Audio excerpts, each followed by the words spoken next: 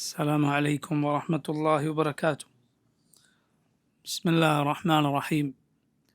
الحمد لله رب العالمين، وأشهد أن لا إله إلا الله وحده لا شريك له، وأشهد أن محمدا عبده ورسوله صلى الله وسلم عليه وعلى آله وأصحابه أجمعين. أما بعد، فاللهم اغفر لنا ذنبنا كله، دقه وجله وأوله وآخره وعلانيته وسره. اللهم انفعنا بما علمتنا وعلمنا ما ينفعنا وزدنا علما. اللهم إنا نعوذ برضاك من سخطك وبمعافاتك من عقوبتك، ونعوذ بك منك لا نحصي ثناء عليك أنت كما أثنيت على نفسك. اللهم احفظنا بحفظك وارحمنا برحمتك وأنت أرحم الراحمين. ثم أما بعد. സഹോദരങ്ങളെ, ഷെയ്ഖുൽ ഇസ്ലാം ഇബ്ൻ തൈമിയ റഹിമഹുല്ലാഹ് അദ്ദേഹത്തിൻ്റെ അൽ-അഖീദത്തുൽ വാസിത്തിയ്യയിൽ ഷെയ്ഖുൽ ഇസ്ലാം എടുത്തുദ്ധരിച്ച സൂറത്തു യൂസുഫിലെ ആയത്താണ് നമ്മൾ അവസാനം വിശദീകരിച്ചത്. ഫല്ലാഹു ഖൈറുൻ ഹാഫിദ വഹുവ അർഹമുർ റാഹിമീൻ. ഫല്ലാഹു ഖൈറുൻ ഹാഫിദ, അള്ളാഹു അവനാണ് ഏറ്റവും നന്നായി സംരക്ഷിക്കുന്നവൻ. വഹുവ അർഹമുർ റാഹിമീൻ, അവനാണ് റഹ്മത്ത് ചൊരിയുന്നവരിൽ, കരുണ ചെയ്യുന്നവരിൽ ഏറ്റവും കരുണ ചൊരിയുന്നവൻ. ഈ ആയത്തിൽ ആദ്യത്തെ ഭാഗം അഥവാ അള്ളാഹുവിൻ്റെ ഹെഫ്ദ് അഥവാ അവൻ്റെ സംരക്ഷണം എന്ന റബ്ബിൻ്റെ വിശേഷണത്തെക്കുറിച്ചാണ് നമുക്ക് ഇന്ന് വിശദീകരിക്കാനുള്ളത്. ഈ ആയത്തിൻ്റെ രണ്ടാമത്തെ ഭാഗത്ത് പറഞ്ഞ അള്ളാഹുവിൻ്റെ റഹ്മത്ത് എന്ന വിശേഷണത്തെക്കുറിച്ച് നമ്മൾ കഴിഞ്ഞ ദർസിൽ അൽഹംദുലില്ലാഹ് വിശദീകരിക്കുകയും മനസ്സിലാക്കുകയും ചെയ്തു. വബില്ലാഹി തൗഫീഖ്. ഫല്ലാഹു ഖൈറുൻ ഹാഫിദ, എന്നാൽ അള്ളാഹുവാണ് ഏറ്റവും നന്നായി സംരക്ഷിക്കുന്നവൻ. അള്ളാഹു റബ്ബുൽ ആലമീൻ അവൻ ഹഫീദും ഹാഫിദുമാണ്. രണ്ടും അവൻ്റെ ഹെഫ്ളിനെ സൂചിപ്പിക്കുന്ന അവൻ്റെ പേരുകളാണ്. ഹഫീദ് അതുപോലെ അൽ ഹാഫിദ്. നബി സല്ലല്ലാഹു അലൈഹി വസല്ലം ബിൻ അബ്ബാസ് റളിയല്ലാഹു അൻഹുവിനോട് പറഞ്ഞ പ്രസിദ്ധമായ ഹദീസ് മിക്കവാറും നിങ്ങൾ കേട്ടിരിക്കും. യാ ഗുലാം ഇന്നി ഉഅല്ലിമുക കലിമാത്ത് ഇഹ്ഫദില്ലാഹ് യഹ്ഫദ്ക് ഇഹ്ഫദില്ലാഹ് തജിദ്ഹു തുജാഹക്. മോനെ, ഞാൻ നിനക്ക് ചില കാര്യങ്ങൾ പഠിപ്പിച്ചു തരാം. ഇഹ്ഫദില്ലാഹ്, നീ അള്ളാഹുവിനെ സൂക്ഷിക്കുക. യഹ്ഫദ്ക്, എങ്കിൽ അള്ളാഹു നിന്നെ കാത്തുകൊള്ളും. ഇഹ്ഫദില്ലാഹ്, നീ അള്ളാഹുവിനെ സൂക്ഷിക്കുക. തജിദ്ഹു തുജാഹക്, റബ്ബിനെ നിനക്ക് മുന്നിൽ കാണാം. നോക്കൂ, അള്ളാഹു സുബ്ഹാനഹു വ തആല അവൻ സംരക്ഷിക്കുന്നവനാണ്. റബ്ബ് ഏറ്റവും നന്നായി സംരക്ഷിക്കുന്നവനാണ്. സൂറത്ത് യൂസുഫിലെ ഫല്ലാഹു ഖൈറുൻ ഹാഫിദ എന്ന ആയത്ത് തന്നെ നോക്കൂ നിങ്ങൾ. യാക്കൂബ് അലൈഹിസ്സലാമിൻ്റെ മൂത്ത മക്കൾ യൂസുഫ് അലൈഹിസ്സലാമിനെ കൊണ്ടുപോയതുപോലെ അടുത്ത അനുജൻ ബിനിയാമിനെ തങ്ങളുടെ കൂടെ അയക്കാൻ ആവശ്യപ്പെട്ടപ്പോൾ ഉപ്പയോട് പറഞ്ഞു, ഞങ്ങൾ അവനെ സംരക്ഷിച്ചോളാം. വഇന്നാ ലഹു ഹാഫിദൂൻ. ആ സമയത്ത് യാക്കൂബ് അലൈഹിസ്സലാം പറയുന്ന മറുപടിയാണ് ഫല്ലാഹു ഖൈറുൻ ഹാഫിദ, അള്ളാഹുവാണ് ഏറ്റവും നന്നായി സംരക്ഷിക്കുന്നവൻ. അള്ളാഹു റബ്ബുൽ ആലമീൻ അവൻ സംരക്ഷിക്കും. അവൻ്റെ ഹിക്മത്തിന് യോജിച്ച രൂപത്തിൽ. അവൻ്റെ ഹിഫ്ള് എന്നാൽ അത് പല രൂപത്തിലുണ്ട്. ഒന്ന്, റബ്ബ് അവൻ്റെ ഖുർആൻ സംരക്ഷിക്കുമെന്ന് ഏറ്റിട്ടുണ്ട്. ഇന്നാ നഹ്നു നസ്സൽന ദിക്റ വ ഇന്നാ ലഹു ലഹാഫിദൂൻ. നാമാണ് ഈ ദിക്ർ അവതരിപ്പിച്ചത്, നാം തന്നെ ഇത് സംരക്ഷിക്കുകയും ചെയ്യും. ഈ ഉത്ബോധനം നാമാണ് അവതരിപ്പിച്ചത്, ഇത് നാം തന്നെ സംരക്ഷിക്കും. അള്ളാഹുവിൻ്റെ ദീനിനെ സംരക്ഷിക്കും. അതുപോലെ പടപ്പുകളിൽ അവൻ ഉദ്ദേശിക്കുന്നവയെ അവൻ സംരക്ഷിക്കും, അവൻ്റെ ഹിക്മത്തിന്, അവൻ്റെ യുക്തിക്ക് യോജിച്ച രൂപത്തിൽ. ആകാശഭൂമികളെ അള്ളാഹു സംരക്ഷിക്കുന്നുണ്ട്. അതുകൊണ്ടാണ് ആയത്തുൽ കുർസിയിൽ എന്തു പറഞ്ഞത്? വലാ യഊദുഹു ഹിഫ്ളുഹുമാ വഹുവൽ അലിയുൽ അളീം. വലാ യഊദുഹു ഹിഫ്ളുഹുമാ, അള്ളാഹുവിന് ഭാരമാകുന്നില്ല ഹിഫ്ളുഹുമാ, ആകാശങ്ങളുടെയും ഭൂമിയുടെയും സംരക്ഷണം അള്ളാഹുവിനെ സംബന്ധിച്ചിടത്തോളം അവന് ഭാരമേ അല്ല. അവൻ്റെ പടപ്പുകളെ അവൻ സംരക്ഷിക്കും എന്ന് പറഞ്ഞാൽ പടപ്പുകൾ അവൻ സംരക്ഷിക്കും, അള്ളാഹുവിൻ്റെ സൃഷ്ടികളെ. രണ്ട് രൂപത്തിൽ അതുണ്ട്. ഒന്ന് ഹെഫ്ദുൻ ആം, രണ്ടാമത്തേത് ഹെഫ്ദുൻ ഖാസ്. ഒന്ന് ഹെഫ്ദുൻ ആം, പൊതുവായ അള്ളാഹുവിൻ്റെ സംരക്ഷണം. ആ സംരക്ഷണത്തിൽ മുസ്ലിമും കാഫിറും സാലിഹും ഫാസിഖും ഒക്കെ ഉൾപ്പെടും. ആ സംരക്ഷണം എന്ന് പറഞ്ഞാൽ ഞാൻ നേരത്തെ സൂചിപ്പിച്ചതുപോലെ അള്ളാഹുവിൻ്റെ ഹിക്മത്തിനനുസരിച്ച്, അള്ളാഹുവിൻ്റെ യുക്തിക്കനുസരിച്ച് അവൻ സംരക്ഷിക്കാൻ ഉദ്ദേശിച്ച കാലം അവൻ മുസ്ലിമിനെയും സംരക്ഷിക്കുന്നു, കാഫിറിനെയും സംരക്ഷിക്കുന്നു. ഈ ലോകത്തെ ഹെഫ്ളാണത്. കാഫിറിനെ അപകടങ്ങളിൽ നിന്ന് സംരക്ഷിക്കുന്നത്, രക്ഷപ്പെടുത്തുന്നത് ആരാണ്? അള്ളാഹു റബ്ബുൽ ആലമീൻ. മുസ്ലിമിനെ സംരക്ഷിക്കുന്നത് അള്ളാഹു സുബ്ഹാനഹു വ തആലയാണ്. ഈ ഹിഫ്ള് അഥവാ മുസ്ലിമും കാഫിറും അള്ളാഹുവിനെ അനുസരിക്കുന്നവനും അനുസരിക്കാത്തവനും ഉൾപ്പെടുന്ന ഹിഫ്ളിന് പറയും ഹിഫ്ളുൻ ആം. അത് അള്ളാഹു സംരക്ഷിക്കുന്നത് അവൻ്റെ ഹിക്മത്തിനനുസരിച്ചാണ്, അവൻ്റെ യുക്തിക്കനുസരിച്ച്. അവൻ്റെ ഏത് പ്രവർത്തിക്കും പിന്നിലും അവൻ്റെ ഹിക്മത്തുണ്ട്, അവൻ്റെ യുക്തിയുണ്ട്. അവൻ്റെ യുക്തിയുടെ താല്പര്യത്തിനനുസരിച്ച് റബ്ബ് ഈ ലോകത്ത് മുസ്ലിമിനെയും മുസ്ലിം അല്ലാത്തവനെയും അവൻ ഉദ്ദേശിക്കുന്ന കാലം സംരക്ഷിക്കും. രണ്ടാമത്തേത് ഹെഫ്ളുൻ ഖാസ്, പ്രത്യേകമായ അള്ളാഹുവിൻ്റെ സംരക്ഷണമാണ്. അതാണ് ഞാൻ നേരത്തെ പറഞ്ഞ ഇബ്നു അബ്ബാസിൻ്റെ ഹദീസിലുള്ളത്. അത് കേവലം അള്ളാഹു മുസ്ലിമിനെയും കാഫറിനെയും ഒക്കെ സംരക്ഷിക്കുന്ന സംരക്ഷണമാണോ? നബി സല്ലല്ലാഹു അലൈഹി വസല്ലം ഇബ്നു അബ്ബാസിനോട് മോനെ നീ അള്ളാഹുവിനെ സൂക്ഷിക്കുക, അള്ളാഹു നിന്നെ കാത്തുകൊള്ളും എന്ന് പറഞ്ഞ സംരക്ഷണം അതായിരിക്കുമോ? അല്ല, അത് ഹെഫ്ളുൻ ഖാസ്, റബ്ബിൻ്റെ പ്രത്യേകമായ സംരക്ഷണമാണ്, അള്ളാഹുവിൻ്റെ പ്രത്യേകമായ കാവലാണത്. ആ കാവൽ അവൻ മുസ്ലിമിൻ്റെ ദുനിയവിയായ കാര്യങ്ങളെ, അവൻ്റെ ശരീരത്തെ, അവൻ്റെ ആരോഗ്യത്തെ, അവൻ്റെ സമ്പത്തിനെ, അവൻ്റെ മക്കളെ ഒക്കെ സംരക്ഷിക്കും. അതിലുപരി അള്ളാഹുവിൻ്റെ സംരക്ഷണം ഏത് കാര്യത്തിലാണ്? ഒരു മുസ്ലിമിൻ്റെ ദീനിലുള്ള സംരക്ഷണമാണ്. ദീൻ അള്ളാഹു സംരക്ഷിക്കുക, അള്ളാഹു ഒരുവൻ്റെ ദീൻ സംരക്ഷിക്കുക. അതാണ് ശരീരവും ആരോഗ്യവും സമ്പത്തും മക്കളും ഒക്കെ അള്ളാഹു സംരക്ഷിച്ച് നഷ്ടപ്പെട്ടു പോകാതെ അപകടത്തിൽപ്പെടാതെ കാക്കുന്നതിനേക്കാൾ വലുതാണ്, ഏറ്റവും വലിയ ഹൈഫുൾ അതാണ്. അതിനേക്കാളൊക്കെ വിലപ്പെട്ട ഹൈഫുൾ അതാണ്. നിൻ്റെ ആരോഗ്യം, നിൻ്റെ മക്കൾ, നിൻ്റെ സമ്പത്ത്, നിൻ്റെ വാഹനം, നിൻ്റെ അഭിമാനം, രക്തം, നിൻ്റെ ശരീരം, ഇതെല്ലാം അള്ളാഹു സംരക്ഷിക്കണം. പ്രത്യേകമായ സംരക്ഷണം അള്ളാഹുവിൻ്റെ വലിയ നിഅമത്താണത്. നമ്മൾ ആഗ്രഹിക്കുകയും അതിനുവേണ്ടി ദുആ ചെയ്യുകയും വേണം. പക്ഷെ അതിനുമപ്പുറം അതിനേക്കാൾ വലുത് എന്ത് സംരക്ഷണമാണ്? നിൻ്റെ ദീൻ അള്ളാഹു സംരക്ഷിക്കുക എന്നതാണ്. നിൻ്റെ ദീൻ കുഫ്റിലേക്കോ ബിദ്അത്തിലേക്കോ ദലാലത്തിലേക്കോ ശിർക്കിലേക്കോ തിന്മകളിലേക്കോ വൃത്തികേടിലേക്കോ പോകാതെ അള്ളാഹു നിൻ്റെ ദീനും ഈമാനും തൗഹീദും ഒക്കെ സംരക്ഷിച്ചു വെക്കുക. അതാണ് ഏറ്റവും വലുത്. അതിനോളം വലിയ ഹിഫ്ൾ മറ്റൊന്നുമില്ല. അതാണ് ഏറ്റവും പ്രധാനപ്പെട്ടത്.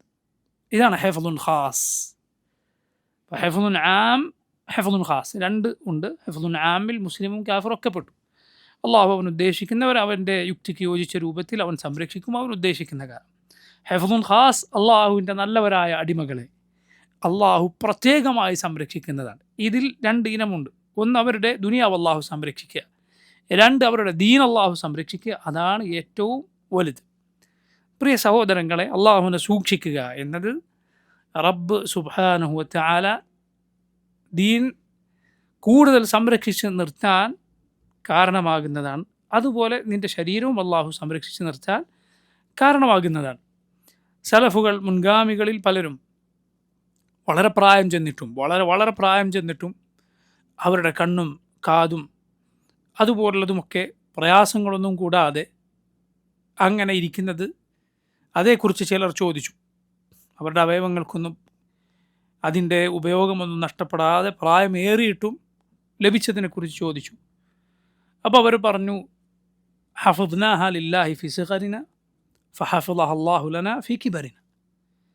ഞങ്ങളുടെ ചെറിയ പ്രായത്തിൽ ഇതൊക്കെ അള്ളാഹുവിന് വേണ്ടി ഞങ്ങൾ സൂക്ഷിക്കുമായിരുന്നു. അപ്പോൾ പ്രായമേറിയപ്പോൾ അള്ളാഹു നമുക്ക് വേണ്ടി ഇതൊക്കെ കാത്തു തന്നു എന്ന് സലഫുകൾ മുൻഗാമികൾ പറഞ്ഞത് കാണാം. അള്ളാഹു റബ്ബുൽ ആലമീൻ നിൻ്റെ ഹവാസ്, നിൻ്റെ ഖുവ്വ, നിൻ്റെ ശക്തി, കണ്ണും കാതും ഇതൊക്കെ മരണം വരെ സംരക്ഷിച്ച് നിർത്തുക എന്ന് അള്ളാഹുവിൻ്റെ ഹിഫ്ളിൽപ്പെട്ടതാണ്, അള്ളാഹുവിൻ്റെ കാവലിൽപ്പെട്ടതാണ്. നബി സല്ലല്ലാഹു അലൈഹി വസല്ലമയുടെ ദുആയിൽ നമുക്ക് കാണാം, അല്ലാഹുമ്മ മത്തിഅനാ ബിഅസ്മാഇനാ വഅബ്സാറിനാ വഖുവ്വതിനാ മാ അഹ്യൈതനാ വജ്അൽഹുൽ വാരിസ മിന്നാ.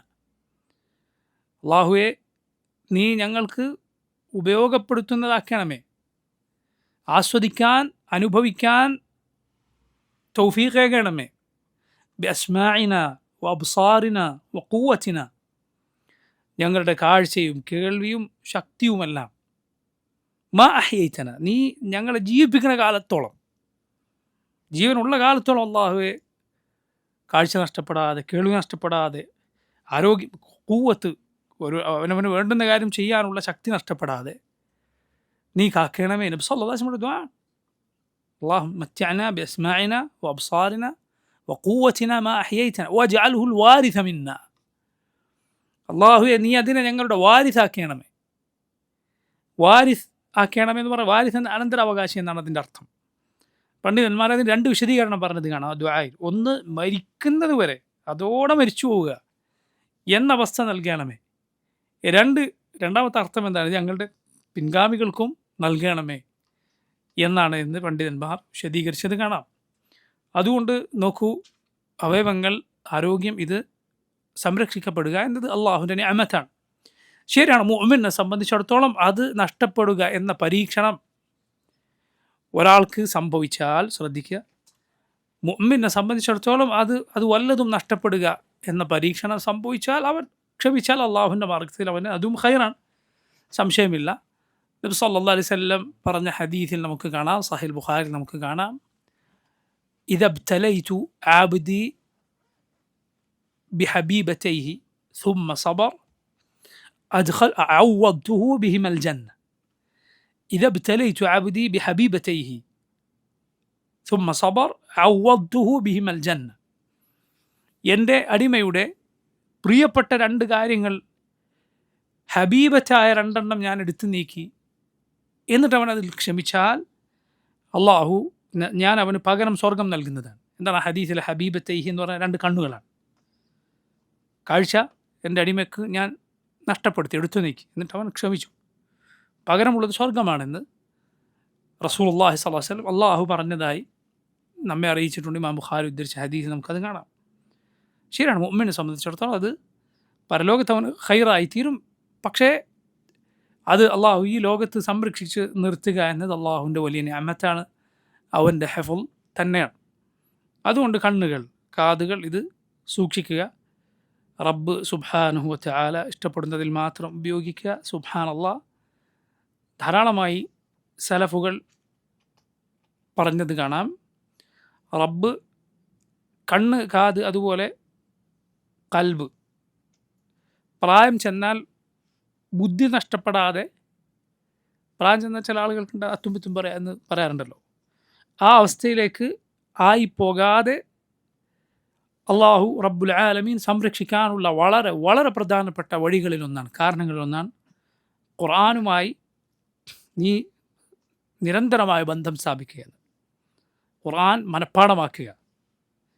അതുകൊണ്ട് തന്നെ സുബ്ഹാനല്ലാഹ്, അത്ഭുതകരമായ ഖുർആനിൻ്റെ ഖിറാഅത്തിൻ്റെ ഇമ്മത്തായി അറിയപ്പെട്ട, നിങ്ങൾ കേട്ടിട്ടുണ്ട് 7 ഖിറാഅത്തുകൾ, പല ഖിറാഅത്ത്, അങ്ങനെയൊക്കെയുള്ള ഖിറാഅത്തുകൾ ധാരാളം ഖുർആനിലെ പാരായണ വകഭേദങ്ങൾ. അതിൽ ഇമാമുമാരായി അറിയപ്പെട്ട, ഖുർആൻ അത്ര ആഴത്തിൽ വിജ്ഞാനമുള്ളവരായിരുന്നു അവരിൽ ബഹുഭൂരിപക്ഷവും സുബ്ഹാനല്ലാഹ് മുഅമ്മറുകളായിരുന്നു. മുഅമ്മറുകൾ എന്ന് പറഞ്ഞാൽ ദീർഘകാലം ജീവിച്ചവരായിരുന്നു. സാധാരണ ആയുസിനേക്കാൾ വലിയ ആയുസിൽ ജീവിച്ച ആളുകളായിരുന്നു. അത്ഭുതകരമായ അള്ളാഹു സുബ്ഹാനഹു വ തആല അങ്ങനെ സംരക്ഷിച്ചേക്കാം. നബി സല്ലല്ലാഹു അലൈഹി വസല്ലം അതുപോലെ ഹറമിൽ നിന്ന് അള്ളാഹുവിനോട് കാവൽ തേടിയിരുന്നു.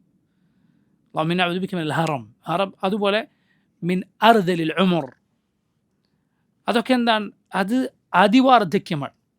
ഒരാൾക്ക് അവനവൻ്റെ കാര്യങ്ങൾ പോലും ചെയ്യാൻ സാധിക്കാത്ത രൂപത്തിൽ മറ്റുള്ളവരുടെ ആശ്രയം വേണ്ടിവരുന്ന അതിവാർദ്ധക്യം, പടുവൃദ്ധനായി പോവുക എന്നതിൽ നിന്ന് റസൂലുള്ളാഹി സ്വല്ലല്ലാഹു അലൈഹി വസല്ലം അള്ളാഹുവിനോട് കാവൽ തേടിയിട്ടുണ്ട്. നമ്മുടെ റസൂൽ സ്വല്ലല്ലാഹു അലൈഹി വസല്ലം ആകട്ടെ 63 വയസ്സിലാണ് ഈ ലോകത്തോട് വിട പറഞ്ഞിട്ടുള്ളത്. സ്വല്ലല്ലാഹു അലൈഹി വസല്ലം 63 വയസ്സിൽ സ്വല്ലല്ലാഹു അലൈഹി വസല്ലമയുടെ മുടിയിൽ നിന്നോ താടിയിൽ നിന്നോ വിരലിലെണ്ണാവുന്ന അത്രയല്ലാതെ വളരെ ചുരുങ്ങിയ അളവിലല്ലാതെ രോമങ്ങൾ നരക്കുക പോലും ചെയ്തിട്ടില്ലായിരുന്നു അല്ലാഹുവിൻ്റെ റസൂൽ സ്വല്ലല്ലാഹു അലൈഹി വസല്ലം. ആ പ്രായത്തിൽ വഫാത്തായി. നബി സല്ലല്ലാഹു അലൈഹി വസല്ലം വഫാത്താകുന്നതിന് ഏതാനും ദിവസങ്ങൾ മുമ്പ് മാത്രമാണ് റസൂലുള്ളാഹി സ്വല്ലല്ലാഹു അലൈഹി വസല്ലമക്ക് പനി ബാധിച്ചത്. അവിടത്തേക്ക് കടുത്ത പനിയും ഒരു തലവേദനയായിരുന്നു. സല്ലല്ലാഹു അലൈഹി വസല്ലം മയ്യത്ത് മറമാടി തിരിച്ചു വരികയും വീട്ടിലേക്ക് പ്രവേശിക്കും അപ്പോൾ ഒരു തലവേദന പിടികൂടുകയും വരും. അതായിരുന്നു അല്ലാഹുവിൻ്റെ റസൂൽ സ്വല്ലല്ലാഹു അലൈഹി വസല്ലമയുടെ വഫാത്തിൻ്റെ രോഗത്തിൻ്റെ തുടക്കം. അത് പിന്നെ കൂടുകയും പനി വരികയും അങ്ങനെയാണ് നമ്മുടെ റസൂൽ സ്വല്ലല്ലാഹു അലൈഹി വസല്ലം വഫാത്തായിട്ടുള്ളത്.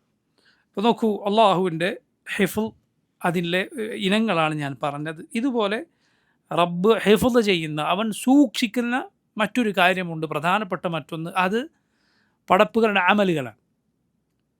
അവൻ പടപ്പുകളുടെ അമലുകൾ ഹിഫ്ള് ചെയ്യുന്നു, അഥവാ അതിനെ സൂക്ഷിക്കുന്നു, ഒന്നും വിട്ടുപോകാതെ. ഖുർആനിൽ അള്ളാഹു പറഞ്ഞു, അഹ്സാഹുല്ലാഹു വനസൂഹ്. അഹ്സാഹുല്ലാഹു വനസൂഹ്. അഹ്സാഹുല്ലാഹ്, അവരുടെ പ്രവർത്തനങ്ങൾ അള്ളാഹു ക്ലിപ്തപ്പെടുത്തിയിരിക്കുന്നു, സൂക്ഷിച്ചിരിക്കുന്നു. വനസൂഹ്, അവർ മറന്നുപോയിരിക്കുന്നു. അല്ലാഹു അക്ബർ. നമ്മുടെ അമൽ അള്ളാഹു സൂക്ഷിച്ചു വെച്ചു, നമ്മൾ മറന്നുപോകും, ഒരു സംശയമില്ല അതിൽ. നമ്മൾ ചെയ്ത കർമ്മങ്ങൾ നമ്മൾ ധാരാളമായി മറന്നുപോകും. നമ്മൾ ചെയ്ത നന്മകൾ നമ്മൾ മറന്നുപോയാൽ അള്ളാഹു മറക്കുകയില്ല, അള്ളാഹു അതിന് പ്രതിഫലം നൽകും. പക്ഷെ അപകടം നമ്മുടെ തിന്മകൾ നമ്മൾ മറന്നു പോവുക എന്നതാണ്. തൗബ ചെയ്യാതെ മറന്നു പോവുക, അള്ളാഹു മറക്കുകയില്ല. നീ തൗബ ചെയ്തോ, റബ്ബ് സുബ്ഹാനഹു വ തആല അത് വിട്ടുതരും. എന്നാൽ തൗബ ചെയ്യാതെ തിന്മകൾ മറന്നു പോവുക എന്നത് അപകടമാണ്, വളരെ അപകടമാണ്. അങ്ങനെയല്ല, മറിച്ച് മുഅ്മിൻ തിന്മകൾ മനസ്സിൽ കൊണ്ടുവന്ന് അതിൽ നിന്ന് പാപമോചനം തേടും. അങ്ങനെ പാപമോചനം തേടുമ്പോൾ അവൻ പിന്നെ അവൻ്റെ മനസ്സിൽ ഓർക്കുക എന്താണ്? അല്ലാഹു സുബ്ഹാനഹു വ തആലയുടെ ഫദ്ലാണ്, അള്ളാഹുവിൻ്റെ ഔദാര്യവും അവൻ്റെ റഹ്മത്തുമാണ്. തൗബ ചെയ്യുമ്പോൾ അവൻ അതാണ് ഓർക്കുക. തൗബ ചെയ്യുമ്പോൾ അള്ളാഹുവിൻ്റെ കറം, അവൻ്റെ ഉദാരതയും അവൻ പുറത്തു തരും എന്ന കാര്യമാണ് ഒരു മുഅ്മിൻ ഓർക്കേണ്ടത്. അതല്ലാതെ തൗബ ചെയ്യുമ്പോൾ നീ തിന്മയുടെ വലിപ്പത്തെക്കുറിച്ചല്ല ഓർക്കേണ്ടത്, അള്ളാഹുവിൻ്റെ ഔദാര്യത്തിൻ്റെ, അവൻ്റെ റഹ്മത്തിൻ്റെ വലിപ്പമാണ് ഓർക്കേണ്ടത്. പഴയ കാലത്ത് മുഴുക്കുടിയനായിരുന്ന ഒരാളുണ്ടായിരുന്നു, അബൂ നവാസ് എന്നറിയപ്പെട്ടിരുന്ന ഒരു കവിയാണ്. വളരെ മോശമായ ജീവിതം നയിച്ചിരുന്നു. അതുപോലെ മറ്റു ചില ആളുകളും, അങ്ങനെയുള്ള ഒന്നിലധികം ആളുകളിൽ നിന്ന് അവരവസാനം പറഞ്ഞതായി ഉദ്ധരിക്കപ്പെട്ടിട്ടുള്ള ഒരു കവിത ഇങ്ങനെയാണ്: യാ റബ്ബി ഇൻ അദുമത് ദുനൂബി കസറതൻ ലഖദ് അലിംതു ബിഅന്ന അഫ്വക അഅ്ളമു. യാ റബ്ബി ഇൻ അദുമത് ദുനൂബി കസറതൻ. റബ്ബേ, എൻ്റെ തിന്മകൾ അതിൻ്റെ ആധിക്യവും വലിപ്പവും കൊണ്ടൊക്കെ വളരെ വലുതാണ് എങ്കിലും ലഖദ് അലിംതു ബിഅന്ന അഫ്വക അഅ്ളമു. റബ്ബേ, ഞാൻ അറിഞ്ഞിട്ടുണ്ട് നിൻ്റെ അഫു, നിൻ്റെ മാപ്പ് അതിനേക്കാളൊക്കെ എത്രയോ വലുതാണ്. റബ്ബേ, നന്മ ചെയ്യുന്ന ആളുകൾ അവർക്ക് മാത്രമേ നിന്നിലേക്ക് അഭയം തേടി വരാവൂ എങ്കിൽ ഫബിമൻ യലൂദു വയസ്തജീറുൽ മുജ്രിമു. പാപിയായ ഒരു മനുഷ്യൻ പിന്നെ ആരുടെ അരികിലേക്കാണ് അവൻ ചെല്ലേണ്ടത്, അഭയം തേടേണ്ടത്? ആരുടെ അരികിലേക്കാണ്? സലഫുകളിൽ ചിലർ ഈ കവിത ഇതുപോലുള്ള ചില പാപികളിൽ നിന്ന് റിവായത്ത് ചെയ്യപ്പെട്ട അവസാന കാലത്ത് അവരുടെ തൗബയുടെ സൂചകമായി വന്നിട്ടുള്ള ചില കവിതകൾ കേട്ടപ്പോൾ പറയുകയുണ്ടായി, അള്ളാഹു അയാൾക്ക് പുറത്തു കൊടുക്കുമെങ്കിൽ ഈ കവിത കൊണ്ട് പുറത്തു കൊടുക്കുമെന്ന് ഞാൻ പ്രതീക്ഷിക്കുന്നു, അയാൾ ആ വിശ്വാസം കൊണ്ട് പുറത്തു കൊടുക്കുമെന്ന് ഞാൻ പ്രതീക്ഷിക്കുന്നു എന്ന് ചിലർ പറഞ്ഞത് കാണാം. ഹജ്ജാജ് ബിൻ യൂസുഫിൻ്റെ കാര്യത്തിലും ഇതുപോലെ ഒരു കവിത, കൊടിയ ക്രൂരതകൾക്ക് അറിയപ്പെട്ട ആളായിരുന്നു. പക്ഷെ അവസാനം ഇതുപോലത്തെ ഒരു കവിത അറിയപ്പെട്ടിട്ടുണ്ട്. സലഫുകളിൽ ചിലർ ഇതുപോലൊരു വാക്ക്, ഞാൻ നേരത്തെ സൂചിപ്പിച്ചതുപോലെ ഒരു വാക്ക് പറഞ്ഞതും കാണാം. അല്ലാഹു അലം പറഞ്ഞു വന്നത്, തൗബ ചെയ്യുമ്പോൾ നീ ഓർക്കേണ്ടത് തിന്മയുടെ വലിപ്പമല്ല, മറിച്ച് അല്ലാഹു സുബ്ഹാനഹു വ തആലയുടെ ഫضലിൻ്റെ, അവൻ്റെ ഔദാര്യത്തെ, അവൻ്റെ മാപ്പിൻ്റെ വലിപ്പം, അതിലാണ് നീ പ്രതീക്ഷ വെക്കേണ്ടത്. കാരണം തൗബ ചെയ്തോ, ആത്മാർത്ഥമായി തൗബ ചെയ്തോ, അള്ളാഹു പുറത്തു തരും. റബ്ബ് സുബ്ഹാനഹു വ തആല പുറത്തു തരും. അവനിലേക്ക് ഖേദിച്ചു മടങ്ങുക, അവനെ ഭയപ്പെടുക. അതേസമയം തിന്മ ചെയ്യുമ്പോൾ അതിലേക്ക് മുന്നിടാനാണ് നീ ഒരുങ്ങുന്നത് എങ്കിൽ നിൻ്റെ മനസ്സിൽ വരേണ്ടത്, നിൻ്റെ മനസ്സിൽ വലിപ്പത്തിൽ നിൽക്കേണ്ടത് അള്ളാഹുവിൻ്റെ ശിക്ഷയെക്കുറിച്ചാണ്. അവൻ്റെ ശിക്ഷയെ നീ ഒരിക്കലും നിസാരമായി കാണരുത്. സലഫുകളിൽ ചിലർ പറഞ്ഞതുപോലെ റബ്ബിൻ്റെ ശിക്ഷയെ നിസാരമായി കാണരുത്. ഒരു ദീനാറിൻ്റെ 1/4 കട്ടവൻ്റെ കൈവെട്ടാൻ കൽപ്പിച്ചവനാണ് അള്ളാഹു. നീ മറക്കരുത്. റുബു ദീനാർ, മോഷ്ടാവ് മോഷ്ടിച്ചാൽ അത് റുബു ദീനാറെങ്കിലും ഉണ്ട് എങ്കിൽ, വളരെ നിസാരമായ എന്തെങ്കിലും കട്ടെടുത്താൽ ഇസ്ലാമിക ഭരണകൂടം അവൻ്റെ കൈ മുറിക്കുകയില്ല. റുബു ദീനാർ എന്നാൽ പഴയകാലത്തെ സ്വർണ്ണമാണ്. ഒരളവുള്ള ഒരു നിശ്ചിത അളവ് സ്വർണ്ണമാണ് പഴയകാലത്തെ ദീനാർ. അതിൻ്റെ 1/4 കാൽ ദീനാർ കട്ടവൻ്റെ കൈ മുറിക്കാൻ കൽപ്പിച്ചവനാണ് അള്ളാഹു. അത് നീ മറക്കരുത്. അള്ളാഹുവിൻ്റെ ശിക്ഷയെ നീ നിസാരമായി കാണരുത്. തിന്മകളിലേക്ക് ഒരുങ്ങുമ്പോൾ ഖൗഫാണ് ഒരുവൻ്റെ മനസ്സിൽ കൂടുതൽ തിളങ്ങി നിൽക്കേണ്ടത്. അതേസമയം നീ ഇപ്പം തൗബ ചെയ്യുകയാണോ, നീ അള്ളാഹുവിൻ്റെ റഹ്മത്തിനെ കുറിച്ച് ധാരാളമായി ഓർക്കുക. നോക്കൂ, റബ്ബിൻ്റെ ഹിഫ്ള്, അള്ളാഹുവിൻ്റെ സംരക്ഷണം, അത് ഒരാൾ പഠിച്ചാൽ പ്രധാനമായും നോക്കൂ 4 കാര്യങ്ങൾ അയാളുടെ മനസ്സിൽ, 4 ഗുണങ്ങളുണ്ടാകുമെന്നാണ്. ഒന്ന്, അള്ളാഹുവിനോടുള്ള മഹബ്ബ, റബ്ബിനോടുള്ള സ്നേഹം. കാരണം അള്ളാഹു സംരക്ഷിക്കുന്നവനാണ്. അവൻ്റെ ഹിഫ്ള്, അവൻ്റെ കാവൽ, അവൻ അത് നൽകുന്നവനാണ്. അള്ളാഹു ഹഫീദാണ്, അവൻ ഹാഫിദാണ്. അത് റബ്ബിനോടുള്ള സ്നേഹമുണ്ടാക്കും. അള്ളാഹുവിൻ്റെ ഏതേത് വിശേഷണങ്ങൾ അറിഞ്ഞാലും നിനക്ക് റബ്ബിനെക്കുറിച്ച് സ്നേഹമുണ്ടാകും എന്നതുപോലെ. 2, അള്ളാഹുവിൽ തവക്കുലാക്കാൻ അത് നിന്നെ സഹായിക്കും. അള്ളാഹുവാണ് രക്ഷിക്കുന്നവൻ, അവനാണ് സംരക്ഷിക്കുന്നത്. അവൻ്റെ സംരക്ഷണമാണ് ഏറ്റവും വലുത്. അല്ലാഹു ഖൈറുൻ ഹാഫിള. 3, അള്ളാഹുവിനെ കുറിച്ചുള്ള ഭയം നിനക്കുണ്ടാകും.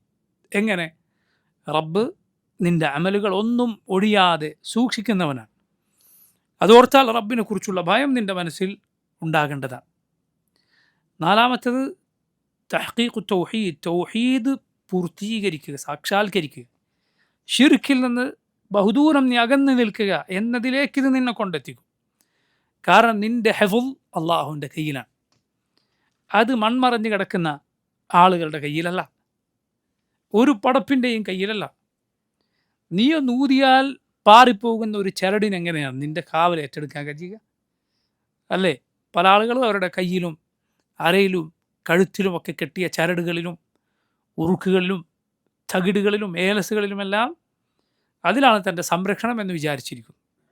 അവനതൊന്ന് വലിച്ചാൽ അത് പൊട്ടും, ഊതിയാൽ അത് പാറിപ്പോകും. ഈ ചരട് നിന്നെ സംരക്ഷിക്കുമെന്ന് വിശ്വസിച്ചാൽ സുബ്ഹാനല്ലാഹ്, എങ്ങനെയാണ് ഒരു മുസ്ലിമിന് ഇത് യോജിക്കുക? ഒരു മുസ്ലിമിന് യോജിക്കുന്നതല്ല.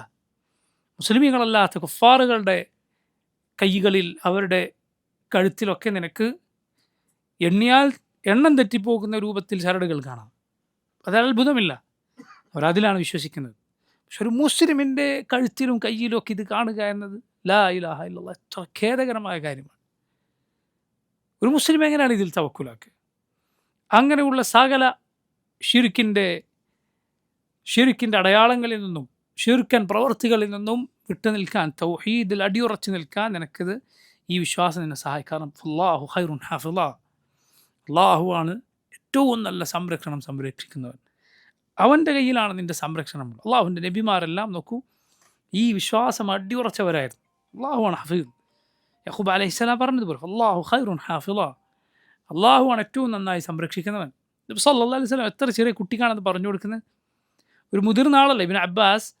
നബി സല്ലല്ലാഹു അലൈഹി വസല്ലം വഫാത്താകുമ്പോൾ പോലും ഇബ്നു അബ്ബാസിന് പ്രായപൂർത്തിയായിട്ടില്ല. പ്രായപൂർത്തിയോട് അടുത്ത വയസ്സായിരുന്നു എന്നാണ്. 14 വയസ്സിനോട് അടുപ്പിച്ച്, അല്ലെങ്കിൽ 15നോട് അടുപ്പിച്ചായിരുന്നു ഇബ്നു അബ്ബാസിന് പ്രായം. ഇബ്നു അബ്ബാസിന് നബി സല്ലല്ലാഹു അലൈഹി വസല്ലം പറഞ്ഞു കൊടുക്കുകയാണെന്ത്? യാ ഗുലാം ഇന്നി ഉഅല്ലിമുക കലിമാത്ത് ഇഹ്ഫദില്ലാഹ് യഹ്ഫദ്ക. കുട്ടികളെ വളർത്തിക്കൊണ്ടുവരേണ്ട അഖീദയാണ്. അള്ളാഹുവിൻ്റെ കാവലാണ് കാവൽ, അവൻ്റെ സംരക്ഷണമാണ് സംരക്ഷണം. ഇത് നോക്കൂ, തൗഹീദ് ഉറപ്പിച്ചു തരും, അള്ളാഹുവിനുള്ള സ്നേഹമുണ്ടാക്കും. അതുപോലെ റബ്ബ് സുബ്ഹാനഹു വ തആലയിൽ തവക്കുലാക്കാൻ, ഭരമേൽപ്പിക്കാൻ നിന്നെ സഹായിക്കും. അള്ളാഹുവിനെ കുറിച്ചുള്ള ഭയമുണ്ടാക്കും. കാരണം അവൻ പ്രവർത്തനങ്ങളും ഹിഫ്ളാക്കുന്നവനാണ്, അഥവാ പ്രവർത്തനങ്ങൾ അവൻ സൂക്ഷിക്കുന്നവനാണ് വിട്ടുപോകാതെ. 4, തൗഹീദ് പൂർത്തീകരിക്കാനും അതുപോലെ ശിർക്കിൽ നിന്ന് പരമാവധി മാറി നിൽക്കാനും ഇത് നിന്നെ സഹായിക്കും. ഇനി നോക്കൂ, നമുക്ക് ഷെയ്ഖുൽ ഇസ്ലാമിൻ്റെ ഈ കിതാബിൽ നിന്ന് അൽ-അഖീദത്തുൽ വാസിത്തിയ്യയിൽ നിന്ന് വായിക്കാനുള്ളത് അള്ളാഹു റബ്ബുൽ ആലമീനിൻ്റെ അവൻ്റെ ഗളബ്, അവൻ്റെ കോപം, അതുപോലെ അള്ളാഹുവിൻ്റെ സഖത്ത് തുടങ്ങിയ വിശേഷണങ്ങളെക്കുറിച്ചാണ്. ആദ്യം ഷെയ്ഖുൽ ഇസ്ലാം ഈ വിഷയത്തിൽ ഉദ്ധരിച്ച ആയത്ത് നോക്കൂ. സൂറത്തു നിസായിലെ 93-ാമത്തെ ആയത്താണ്. വമൻ യഖ്തുൽ മുഅ്മിനൻ മുതഅമ്മിദൻ ഫജസാഉഹു ജഹന്നമു ഖാലിദൻ ഫീഹാ വഗദിബ അല്ലാഹു അലൈഹി വലഅനഹു. എന്താണ് ഈ ആയത്തിൻ്റെ അർത്ഥം? വമൻ യഖ്തുൽ മുഅ്മിനൻ മുതഅമ്മിദൻ, ആരെങ്കിലും ഒരു മുഅ്മിനിനെ കരുതി കൂട്ടി കൊലപ്പെടുത്തിയാൽ ഫജസാഉഹു ജഹന്നം, അവനുള്ള ശിക്ഷ ജഹന്നമാണ്, നരകമാണ്. ഖാലിദൻ ഫീഹ, അവൻ അവിടെ കാലാകാലം കഴിയും. വഗദിബ അല്ലാഹു അലൈഹി, അള്ളാഹു അവനോട് കോപിച്ചിരിക്കുന്നു. വലഅന, അള്ളാഹു അവനെ ശപിച്ചിരിക്കുന്നു. നോക്കൂ, ഈ ആയത്തിൽ കൊലപാതകത്തിൻ്റെ കടുപ്പം പറഞ്ഞിരിക്കുന്നു. കൊലപാതകത്തിന് അള്ളാഹു പറഞ്ഞതുപോലെ മറ്റ് തിന്മകൾക്ക്, മാസ്യത്തുകളിൽ മറ്റൊന്നിനും അള്ളാഹു ഇത്ര കടുത്ത താക്കീത് പറഞ്ഞത് കാണുകയില്ല. അതുകൊണ്ടാണ് പണ്ഡിതന്മാർ പറഞ്ഞത്, ഖുർആനിൻ്റെ സുന്നത്തിൻ്റെ വെളിച്ചത്തിൽ ശിർക്ക് കഴിഞ്ഞാൽ ബാക്കിയുള്ള തിന്മകളുടെ കൂട്ടത്തിൽ ഏറ്റവും കടുത്ത തിന്മ ഏതാണ്? കൊലപാതകമാണ്. ബാക്കിയുള്ള തിന്മകളുടെ കൂട്ടത്തിൽ വ്യഭിചാരമോ മോഷണമോ മാതാപിതാക്കളെ ദ്രോഹിക്കലോ മറ്റുള്ള ഏതേത് തിന്മയാകട്ടെ, അതിലെല്ലാം ഏറ്റവും കടുത്തത് ഏതാണ്? കൊലപാതകമാണ്, രക്തം ചിന്തുക എന്നതാണ്. അതിൽ ഏറ്റവും ഗുരുതരം ഒരു മുഅ്മിനെ കൊലപ്പെടുത്തുക എന്നതാണ്.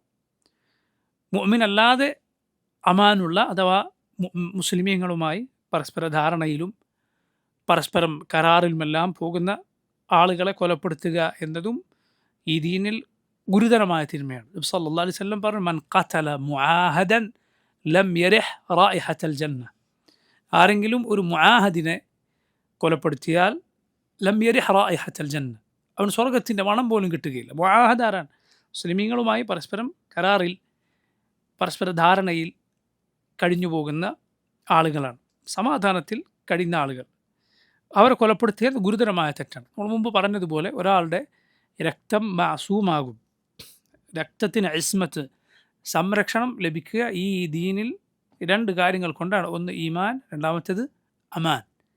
ഒന്ന് ഈമാൻ കൊണ്ട്, ഈമാനുള്ളവരുടെ മുഴുവൻ രക്തം ഈ ദീനിൽ പവിത്രമാണ്, ചിന്താൻ പാടില്ല. രണ്ടാമത്തെ അമാൻ. അമാൻ എന്താണ്?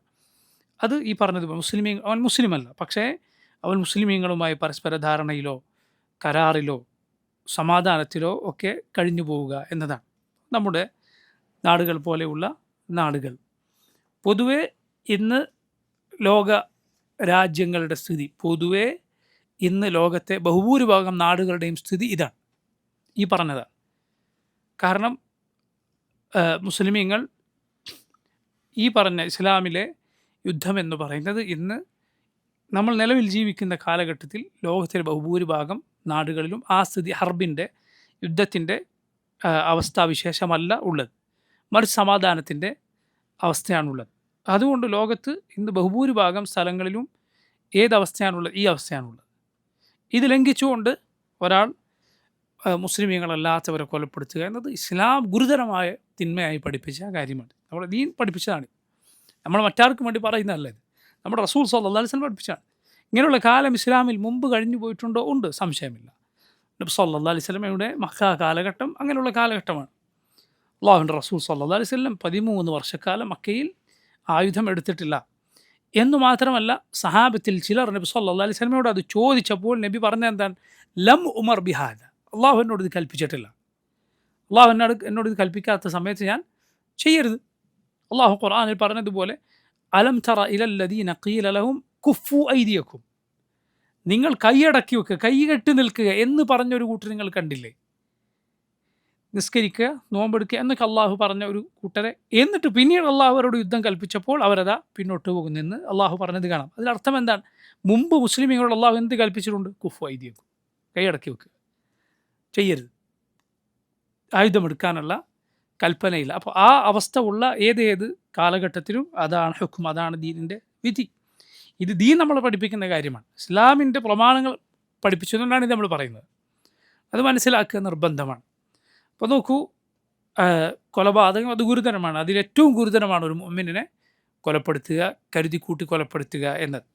വമയഖ്തുൽ മുഅ്മിനൻ മുതഅമ്മിദൻ, കരുതിക്കൂട്ടി ഒരു മുഅ്മിനെ ആരെങ്കിലും കൊലപ്പെടുത്തിയാൽ ഫജസാഉഹു ജഹന്നം, അവൻ്റെ സങ്കേതം ജഹന്നമാണ്, നരകമാണ്. ഖാലിദൻ ഫീഹാ, അവനവിടെ ഖാലിദാണ്. അവനവിടെ ഖാലിദാണ് എന്ന് പറഞ്ഞാൽ അതിൻ്റെ ഉദ്ദേശം നമുക്കെല്ലാവർക്കും അറിയാം. അള്ളാഹുവിൻ്റെ കിതാബിലൂടെ നബി സല്ലല്ലാഹു അലൈഹി വസല്ലം സുന്നത്തിലൂടെ വളരെ വ്യക്തമായ കാര്യമാണ്. ശിർക്കിലായി ഒരുവൻ മരിച്ചാലാണ് അവൻ എല്ലാ കാലത്തും നരകത്തിൽ കഴിയുക എന്നത്.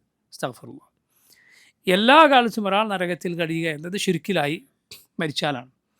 അതല്ലാത്ത തിന്മ അത് ഏതാണെങ്കിലും, കൊലപാതകമോ അതിൽ താഴെയുള്ളതോ ആണെങ്കിലും അവൻ്റെ സ്ഥിതി, അവൻ നരകത്തിൽ ഖാലിദാണെന്ന് പറഞ്ഞാൽ അറബികൾ ഖുലൂദിന് ഉപയോഗിച്ചു വരുന്ന മറ്റൊരു അർത്ഥം എന്ന് പറയുന്നത് അൽ മുക്സു തവീൽ, ദീർഘമായ കാലം കഴിച്ചു കൂട്ടുക എന്നതിനും ഖുലൂദ് എന്ന് അറബികൾ പറയാറുണ്ട്. ആ അർത്ഥമാണ് ഇവിടെ ഉള്ളത്. ആ അർത്ഥമാണ് ഈ ആയത്തിലുള്ളത്, സുദീർഘമായ കാലം. കാരണം അറബികൾ പരസ്പരം പറയാറുണ്ട്. ഇപ്പോൾ ചില രാജാക്കന്മാരോട് ചിലർ പറയും ഖല്ലദ അല്ലാഹു മുൽക്കക്, അള്ളാഹു നിങ്ങളുടെ അധികാരത്തിന് ഖുലൂദ് നൽകട്ടെ. ഉറപ്പാണ് പറയുന്ന ആൾക്കും കേൾക്കുന്ന ആൾക്കും മുൽക്ക് ഒരിക്കലും ഒരിക്കലും അവസാനിക്കാത്തതല്ല, ശാശ്വതമല്ല. അയാൾ മരിക്കും, അപ്പം തന്നെ അയാളെ മുൽക്ക് തീർന്നല്ലോ. ഇയാളുടെ അനന്തരാവകാശികൾക്ക് ലഭിച്ചാലും ലോകം അവസാനിക്കുന്നത് വരെയാണ്, കാലാകാലം ലോകം അവസാനിക്കുന്നവരെ നിന്നാൽ പോലും. അപ്പം അത് അറബികൾ പ്രയോഗിക്കുന്ന പ്രയോഗം തന്നെയാണ്. ഈ അർത്ഥത്തിലാണ് ഇവിടെ വന്നിട്ടുള്ളത്. എന്തുകൊണ്ട്? കാരണം അതാണ് ഇസ്ലാമിൻ്റെ ബാക്കിയുള്ള പ്രമാണങ്ങൾ പഠിപ്പിക്കുന്നത്. ഖുർആനിൽ വൈരുദ്ധ്യം ഉണ്ടാവുകയില്ല, ഒരു സ്ഥലത്ത് പറഞ്ഞതിനെതിരെ വേറെ സ്ഥലത്തും ഉണ്ടാവുകയില്ല. എന്ന് മാത്രമല്ല, ചില പണ്ഡിതന്മാർ സുബ്ഹാനല്ലാഹ് സൂറത്തുൻ നിസായിൽ 2 തവണ അള്ളാഹു ഇന്നല്ലാഹ ലാ യഗ്ഫിറു അൻ യുശ്റക ബിഹി വയഗ്ഫിറു മാ ദൂന ദാലിക ലിമൻ യശാ എന്ന് പറഞ്ഞതിൻ്റെ പിന്നിൽ ഒരു ഹിക്മത്ത് ഇതാണെന്ന് പറഞ്ഞിട്ടുണ്ട്. കാരണം ഈ ആയത്ത് കൊലപാതകി നരകത്തിൽ ഖാലിദാണ് എന്ന് പറയുന്ന ആയത്ത് സൂറത്തുൻ നിസായിലാണ്.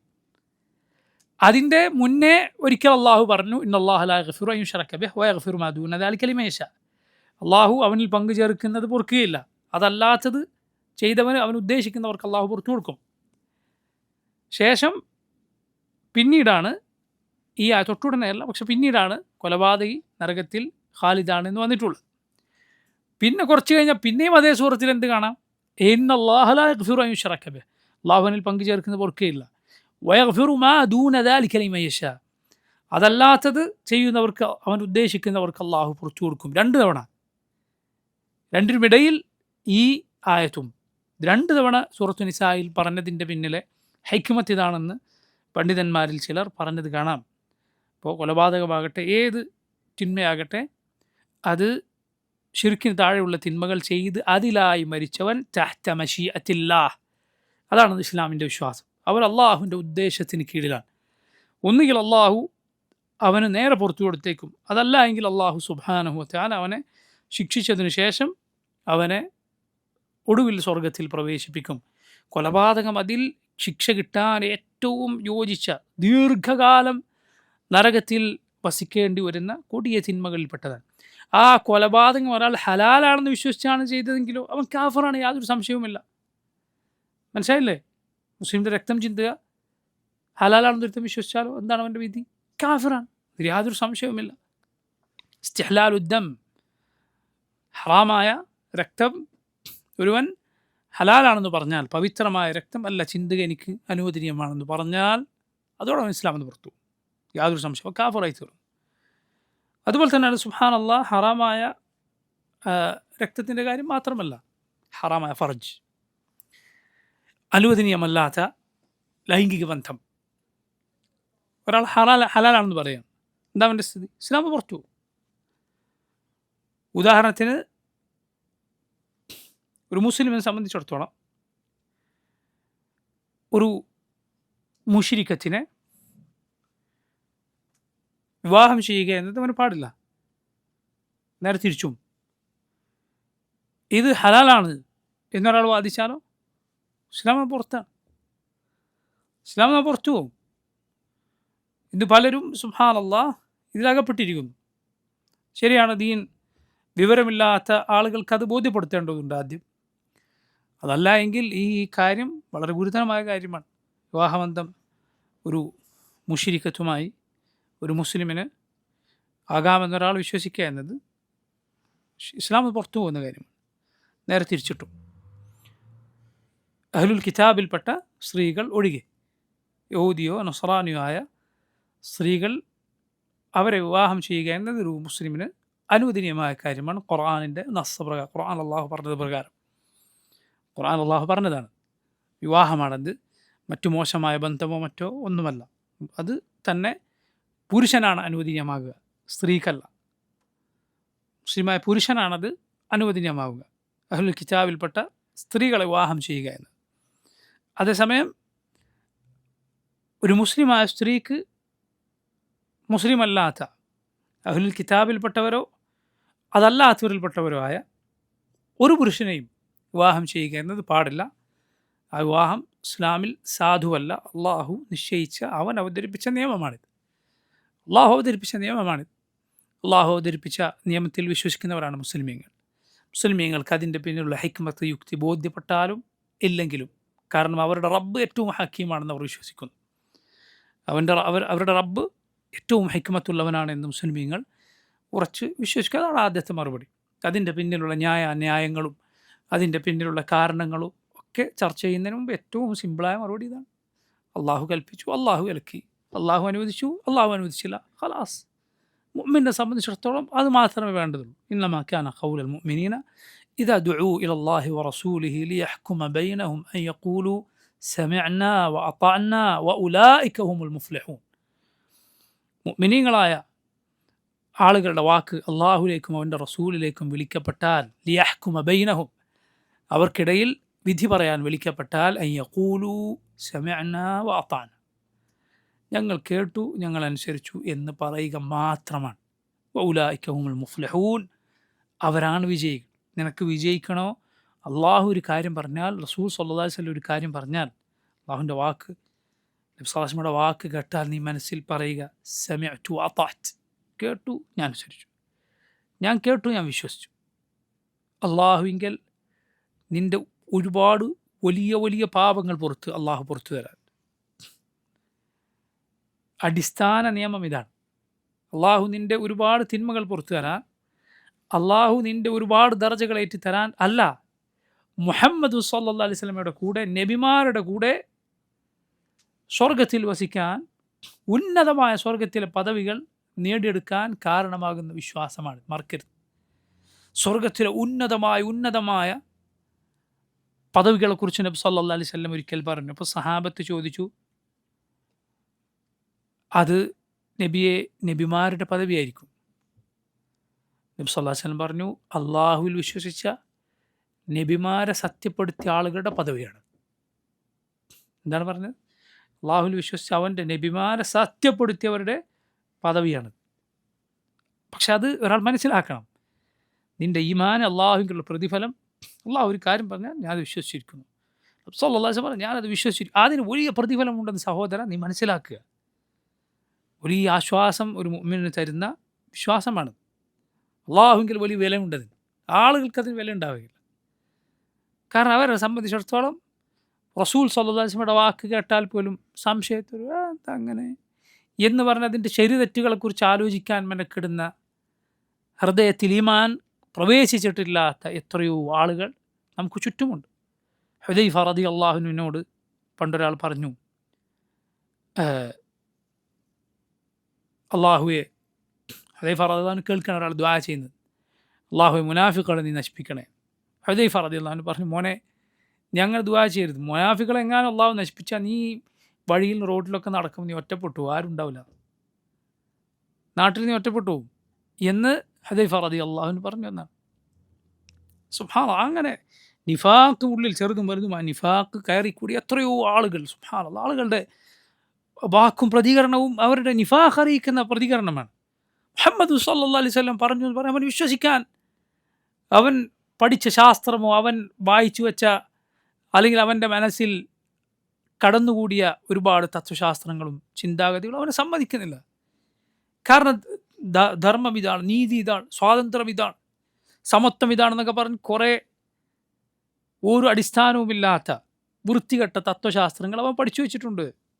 മുഹമ്മദ് സല്ലല്ലാഹു അലൈഹി വസല്ലം പറഞ്ഞു ഇത് കേട്ടാൽ അവൻ ചോദിക്കാൻ അതെങ്ങനെ ശരിയാകും? പിന്നെ ഏതാണ് ശരിയാവുക? നീ പഠിച്ചു വെച്ചതോ? അള്ളാഹുവിൻ്റെ വഹി ശരിയാകുമോ എന്നാണ് ചോദിക്കുന്നത്. സഹോദരൻ, നീ വിശ്വസിക്കുക ആദ്യം. അള്ളാഹു പറഞ്ഞു, റസൂൽ സല്ലല്ലാഹു അലൈഹി വസല്ലം പറഞ്ഞു എന്ന് കേട്ടാൽ നീ ആദ്യം വിശ്വസിക്ക്. എങ്കിൽ അള്ളാഹു നിനക്കത് പഠിപ്പിച്ചു തരും. ശരിക്ക് നിനക്ക് ആര് വന്ന് പറഞ്ഞാലും നിന്റെ മനസ്സിൽ നിന്ന് ഒരിക്കലും ഇളകിപ്പോകാത്ത അടിത്തറയായി അത് നിന്റെ ഹൃദയത്തിൽ നിൽക്കും. ആദ്യം നീ വിശ്വസിക്കാൻ തയ്യാറ്. അത് ശരിയാണെന്ന് അള്ളാഹു നിനക്ക് ചക്രവാളങ്ങളിൽ ദൃഷ്ടാന്തങ്ങൾ സഹിതം കാട്ടിത്തരും. സനുരീഹിം ആയാതിനാ ഫിൽ ആഫാഖി വഫി അൻഫുസിഹിം ഹത്താ യതബയ്യന ലഹും അന്നഹുൽ ഹഖ്. അവർക്ക് ചക്രവാളങ്ങളിലും അവരിൽ തന്നെയും ദൃഷ്ടാന്തങ്ങൾ നാം കാട്ടിക്കൊടുക്കുന്നതാണ്. ഹത്താ യതബയ്യന ലഹും അന്നഹുൽ ഹഖ്. ഇതാണ് സത്യമെന്നവർക്ക് ബോധ്യപ്പെടുമാർ. അള്ളാഹു റബ്ബുൽ ആലമീൻ എല്ലാ കാര്യങ്ങളും അറിയുന്നവനാണ് എന്നത് പോരെ? അള്ളാഹുവിൻ്റെ ചോദ്യമാണ്. അതുകൊണ്ട് ആദ്യം നീ വിശ്വസിക്കാൻ തയ്യാറ്. അള്ളാഹു പറഞ്ഞു, റസൂൽ സ്വല്ലല്ലാഹു അലൈഹി വസല്ലം പറഞ്ഞു എന്ന് ബോധ്യമായോ ആദ്യം നീ വിശ്വസിക്കുക. എങ്കിൽ അള്ളാഹു അതിൻ്റെ നാനാവശങ്ങളെക്കുറിച്ച് അതാണ് ഏറ്റവും ശരി, അതിനെതിരായുള്ളത് ഏറ്റവും വലിയ ബാത്തിലാണ്, അതിൻ്റെ പിന്നാലെ പോയവരുടെ അവസ്ഥ ചരിത്രത്തിലും ഇന്നും എന്നും അധോഗതിയിലാണ് എന്നൊക്കെ അള്ളാഹു നിനക്ക് ബോധ്യപ്പെടുത്തി തരും. അത് നീ വിശ്വസിക്കാൻ തയ്യാറ്. കാരണം നീ ലാ ഇലാഹ ഇല്ലല്ലാഹ് മുഹമ്മദ് റസൂലുള്ളാഹ് എന്ന ഷഹാദത്ത് പറഞ്ഞ മുസ്ലിമാണ്. നീ ഇസ്ലാമിന് പുറത്തുള്ള ഒരു സത്യാന്വേഷിയല്ല, മറിച്ച് നീ സത്യം മനസ്സിലാക്കിയവനാണ്. ആ ഷഹാദത്ത് നീ പറഞ്ഞു, അള്ളാഹു പറഞ്ഞു, റസൂൽ സല്ലല്ലാഹു അലൈഹി വസല്ലം പറഞ്ഞു എന്ന് കേട്ടാൽ പിന്നെ നീ വിശ്വസിച്ചോളണം. അല്ലെങ്കിൽ നിൻ്റെ ഷഹാദത്ത് ശരിയായിട്ടില്ല. അള്ളാഹു ആ നിഅമത്ത്, ആ ഷഹാദത്ത് പറയാനുള്ള തൗഫീഖ് തന്നോ നിനക്ക് ഈമാൻ നിലനിൽക്കാൻ. ഇതാണ് നീ ആദ്യം സ്വീകരിക്കേണ്ടത്. അങ്ങനെ ചെയ്തവർക്ക് പ്രിയമുള്ളവരെ രക്ഷയുള്ളൂ, അല്ലാത്തവർ രക്ഷപ്പെടുകയില്ല. സമയമില്ല നമ്മുടെ മുന്നിൽ സംശയിച്ച് നിൽക്കാൻ. അള്ളാഹു റസൂലും സല്ലല്ലാഹു അലൈഹി വസല്ലം പറഞ്ഞത് നീ ലാബോറട്ടറിയിൽ ടെസ്റ്റ് നടത്തിയിട്ട് വിശ്വസിക്കാൻ കാത്തുനിന്നാൽ നിനക്ക് നേരമില്ല. അതിനു മുമ്പ് നിൻ്റെ റൂഹ് ചിലപ്പം പോയി പോകും. ഈമാൻ അത് കേട്ടപ്പോൾ ഉടനെ വിശ്വസിച്ചവരാണ് രക്ഷപ്പെട്ടിട്ടുള്ളത്. അതല്ല എങ്കിൽ അള്ളാഹു റബ്ബുൽ ആലമീൻ പറഞ്ഞതുപോലെ വനുഖല്ലിബു അഫ്ഇദതഹും വഅബ്സാറഹും കമാ ലം യുഅ്മിനു ബിഹി അവ്വല മറ. അവരാദ്യം വിശ്വസിക്കാൻ തയ്യാറാകാത്തത് കാരണത്താൽ അവരുടെ ഹൃദയങ്ങളും കണ്ണുകളുമെല്ലാം നാം തിരിച്ചിട്ടു എന്ന് അള്ളാഹു പറഞ്ഞത് കാണാം. മനസ്സിലായില്ലേ? ഒരുവൻ അഹങ്കാരം അള്ളാഹുവിൻ്റെ വാക്കുകളോട് കാണിക്കാൻ തയ്യാറായാൽ പിന്നെ ഒരിക്കലും വിശ്വസിക്കാൻ സാധിക്കാത്ത നിലയിൽ അള്ളാഹുവിൻ്റെ ഹൃദയം തിരിച്ചു കളഞ്ഞേക്കും. അള്ളാഹു അഹ്ലുൽ കിതാബിനെ താക്കീത് നൽകിയത് എങ്ങനെയാണ്? അള്ളാഹു സൂറത്തു നിസായിൽ നോക്കൂ നിങ്ങൾ. അഹ്ലുൽ കിതാബിനോട് അള്ളാഹു പറഞ്ഞത് കാണാം, അവർ വിശ്വസിച്ചു കൊള്ളട്ടെ. മിൻ ഖബ്ലി അൻ നത്മിസ വുജൂഹൻ ഫനറുദ്ദഹ അലാ അദ്ബാരിഹ ഔ നൽഅനഹും കമാ ലഅന്ന അസ്ഹാബ് സബ്ത്. അവർ വിശ്വസിക്കുക, അവരുടെ മുഖങ്ങൾ നാം മായ്ച്ചു കളയുന്നതിന് മുൻപേ. മുഖം മായ്ച്ചു കളയുക, മുഖത്തെ കണ്ണും മൂക്കും വായൊന്നുമില്ലാതെ മായ്ച്ചു കളയുന്നതിന് മുൻപ്. ഫനറുദ്ദഹ അലാ അദ്ബാരിഹ, അതിനെ നാം തിരിച്ചു കളയുക അതിനു മുൻപ് അവർ വിശ്വസിച്ചു കൊള്ളട്ടെ. അല്ലെങ്കിൽ സബ്ത്തിൻ്റെ ആളുകളെ, പണ്ട് ശനിയാഴ്ച ജോലി ചെയ്യരുത്, മീൻ പിടിക്കരുത് എന്ന് പറഞ്ഞ് അതിനെതിർ പ്രവർത്തിച്ച ആളുകളെ നാം ശപിച്ചതുപോലെ അവരെയും ശപിക്കുന്നതിന് മുൻപ്. കഅബുൽ അഹ്ബാർ എന്നുപേരുള്ള താബിഈങ്ങളിൽപ്പെട്ട ഒരാളുണ്ട്. അദ്ദേഹം യഹൂദിയായിരുന്നു പണ്ട്. അദ്ദേഹത്തിൻ്റെ ചരിത്രത്തിൽ പറയപ്പെട്ടിട്ടുള്ളൊരു കാര്യമാണ്, ഈ ആയത്ത് അദ്ദേഹം കേട്ടു. അദ്ദേഹം മുസ്ലിമായിട്ടില്ല. ഈ ആയത്ത് അദ്ദേഹം കേട്ടു, ഇസ്ലാമിനെ കുറിച്ച് അദ്ദേഹം അറിഞ്ഞിട്ടുണ്ട്. ഈ ആയത്ത് അദ്ദേഹം കേട്ടപ്പോൾ അദ്ദേഹം കണ്ണാടി നോക്കി കയ്യിൽ വെള്ളമെടുത്ത് ഇങ്ങനെ മുഖം തടവിക്കൊണ്ടിരുന്നു എന്നാണ്, പേടിച്ചിട്ട്. അള്ളാഹു എൻ്റെ മുഖം മായ്ച്ചു കളഞ്ഞേക്കുമോ, അതിൻ്റെ രൂപം തുടച്ചു നീക്കിയേക്കുമോ എന്ന് പേടിച്ച് അദ്ദേഹം ഇങ്ങനെ കയ്യിൽ വെള്ളമെടുത്ത് മുഖം കണ്ണാടി നോക്കി തടവിക്കൊണ്ടിരുന്നു എന്നാണ്. മിൻ ഖബ്ലി അൻ നത്മിസ വുജൂഹൻ. അള്ളാഹുവിൽ വിശ്വസിക്കാതിരിക്കുക, അള്ളാഹുവിൻ്റെ ആയത്തുകൾ എത്തിയിട്ട് അതിനെ തള്ളിക്കളയുക നിസ്സാരമായ കാര്യമല്ല. നബി സല്ലല്ലാഹു അലൈഹി വസല്ലം ഹദീസുകൾ തള്ളിക്കളയുക, യുക്തിക്കനുസരിച്ച് അതിനെ വ്യാഖ്യാനിക്കാൻ നിൽക്കുക, നിസ്സാരമായ കാര്യമല്ല അതൊന്നും. കുഫറാണ് ആ പ്രവൃത്തി. അങ്ങനെയുള്ള വിശ്വാസം പേറുന്ന ആളുകൾ കൊടിയ ബിദ്അത്തിലാണ് അകപ്പെട്ടിട്ടുള്ളത്. കുഫറിൻ്റെ തലക്കലാണ് അവരുള്ളത്. നേരിയ ഒരു മറയല്ലാതെ അവർക്കും കുഫറിനും ഇടയിലില്ല. സല്ലല്ലാഹു അലൈഹി വസല്ലമയുടെ വാക്കാണ് അവന് എല്ലാ നിലക്കും ബോധ്യപ്പെട്ടിട്ടും തള്ളിക്കളയുക എന്നത് സുബ്ഹാനല്ലാഹ് തീർത്തും കുഫറാണ്, സാരമായ കാര്യമല്ല. അതുകൊണ്ട് വളരെ ശ്രദ്ധിക്കുക. അള്ളാഹു പറഞ്ഞാൽ അത് റസൂൽ സല്ലല്ലാഹു അലൈഹി വസല്ലം പറഞ്ഞാൽ ഉടനെ വിശ്വസിക്കുക. നോക്കൂ നിങ്ങൾ, അള്ളാഹു റബ്ബുൽ ആലമീൻ ഈ ആയത്തിൽ പറഞ്ഞു കൊലപാതകിക്കുള്ളത് നരകമാണ്, അവനവിടെ ഖാലിദാണ്. അതിൻ്റെ ഉദ്ദേശം നമ്മൾ പറഞ്ഞു. ഗളിബ അല്ലാഹു അലൈഹി വലഅന, ഗളിബ അല്ലാഹു അലൈഹി, അള്ളാഹു അവനോട് കോപിച്ചിരിക്കുന്നു. വലഅനഹു, അള്ളാഹു അവനെ ശപിച്ചിരിക്കുന്നു. അള്ളാഹുവിൻ്റെ ഗളബ് എന്ന വിശേഷണമാണ് ഈ ആയത്തിൽ വന്നിട്ടുള്ളത്. അള്ളാഹുവിൻ്റെ ഗളബ് എന്നാൽ കോപം, ദേഷ്യം എന്നൊക്കെയാണ് അതിൻ്റെ അർത്ഥം. അടുത്ത ആയത്ത് നോക്കൂ. ذلك بأنهم اتبعوا ما أسخط الله وكرهوا رضوانه فأحبط أعمالهم. ذلك بأنهم, അത് എന്തുകൊണ്ടെന്നാൽ അവർ പിൻപറ്റി. ذلك بأنهم اتبعوا ما أسخط الله, അള്ളാഹുവിന് കോപമുണ്ടാക്കുന്ന കാര്യം അവർ പിൻപറ്റി. وكرهوا رضوانه, അള്ളാഹുവിൻ്റെ തൃപ്തി അവർ വെറുത്തു. فأحبط أعمالهم, അപ്പോൾ അള്ളാഹു അവരുടെ പ്രവർത്തനങ്ങൾ നിഷ്ഫലമാക്കി കളഞ്ഞു. ഈ ആയത്തിൽ അള്ളാഹുവിൻ്റെ സഖത്ത് എന്നാണ് വന്നിട്ടുള്ളത്. സുഖ്ത് എന്നും വായിക്കാം, സുഖ്ത് എന്നും വായിക്കാം, അതുപോലെ സഖത്ത് എന്നും വായിക്കാം. ഗളബിൻ്റെയും സഖത്തിൻ്റെയും അർത്ഥം എന്താണ്? കോപം എന്നാണ്. ഗളബ് എന്ന് പറഞ്ഞാലും കോപമാണ്, സഖത്ത് എന്ന് പറഞ്ഞാലും കോപമാണ്. പക്ഷേ ഇതിനിടയിൽ രണ്ടിനിടയിൽ ചില സൂക്ഷ്മമായ വ്യത്യാസങ്ങൾ ചില പണ്ഡിതന്മാർ പറഞ്ഞത് കാണാം. ഉദാഹരണത്തിന് ഗളബ്, കോപം, ഗളബ് എന്ന അർത്ഥത്തിലുള്ള കോപം, അത് ഭാഷയിൽ ചിലർ പറഞ്ഞ അഭിപ്രായമാണിത്. ഭാഷയിൽ താഴെയുള്ള ആളുകൾ മുകളിലുള്ള ആളുകളോട് കോപിക്കുന്നതിനും പറയും, മുകളിലുള്ള ആളുകൾ താഴെയുള്ള ആളുകളോട് കോപിക്കുന്നതിനും ഗളബ് എന്ന് പറയും. അതേസമയം സഖത്ത്, മുകളിലുള്ള ആൾ താഴെയുള്ള ആളോട് കോപിച്ചാൽ മാത്രമേ അറബിയിൽ പ്രയോഗിക്കാറുള്ളൂ. ഇങ്ങനെ ഒരു പ്രധാനപ്പെട്ട അഭിപ്രായം ഉണ്ട്.